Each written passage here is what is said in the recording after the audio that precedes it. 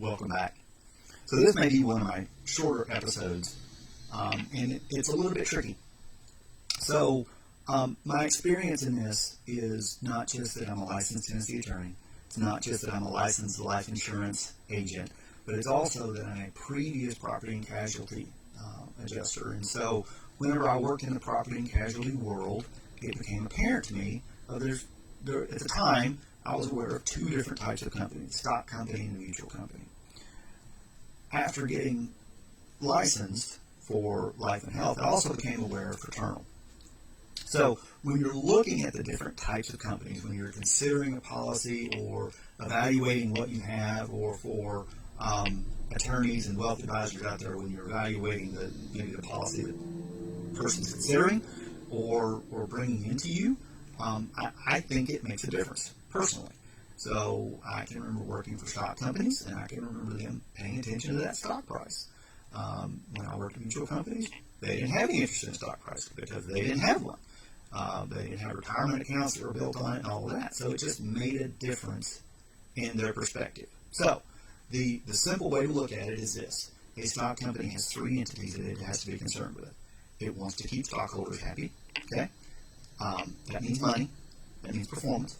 It wants to stay in business, so that means money flowing in and through it. And then it has policyholders, right? So three separate entities that has some sort of claim on those dollars flowing through it, right? With a mutual and a fraternal company, they only have two. They don't have a stock price. They're not in the stock market. They're not exposed to that on a good day, on a bull day, or on a bear day, right? But they only have two, right? They have themselves and the policyholder. And if they have a really good year, the policyholder sees what they call a dividend, okay?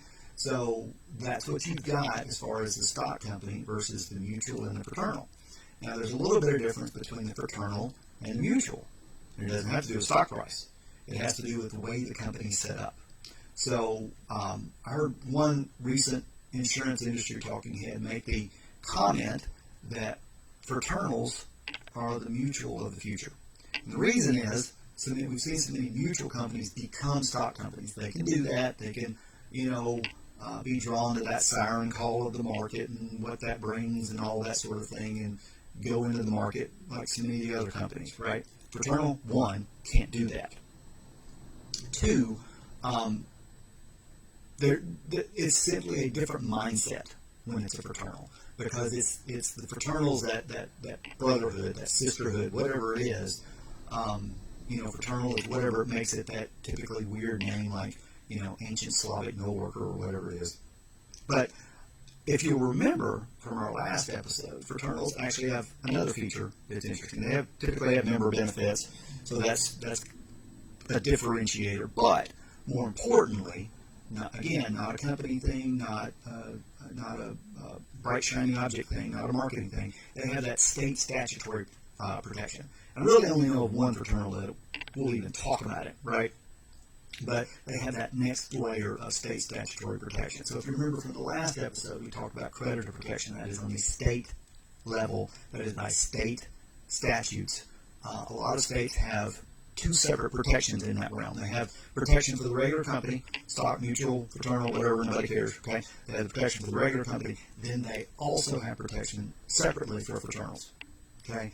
And it's not uncommon for attorneys, maybe even some insurance agents and investment advisors, to have no knowledge of that. Okay, I've talked with attorneys who have litigated that sort of case and had no knowledge of the statute. So understand that it's out there.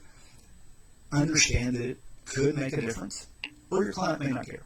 Okay, but just know the difference, especially for attorney, wealth advisors, that sort of thing that are out there. So again, this was for informational purposes only.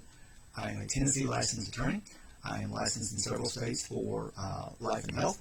Feel free to reach out to me. Feel free to ask questions. If there's something you feel like I've gotten wrong, please let me know, because I really want to address that. So next time we're going to talk about contractual guarantees. Hopefully you'll come back. As my buddy Jason Elkins, I've mentioned here, I've led with my best. That's 7702. If you don't know anything else, know 7702. Beyond that, if you don't know anything else, know the state protections. So So this was about company types, and we're going to talk about contractual guarantees. Again, thanks for joining me.